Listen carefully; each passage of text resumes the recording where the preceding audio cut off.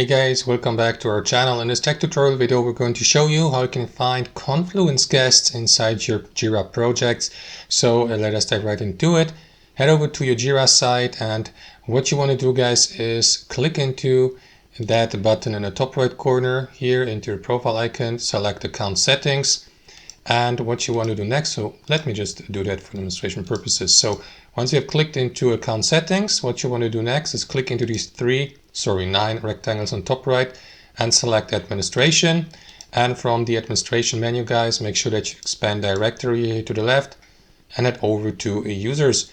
And here, guys, you will see a list of all the users and members of your Jira site that you're currently logged in. So as you can see, there's only one total user right now because that's me as the admin, because I created that site for demonstration purposes. But if you'd like to filter out users in your team who have joined you as Confluence guests or from Confluence, for example, by inviting them, you may filter that out by clicking into role here and select Confluence guest. There you go. Now, of course, you may clear that selection if you didn't find anyone. So that's how it works, guys. Hope you enjoyed this video, got some value from it, and we'll catch you later.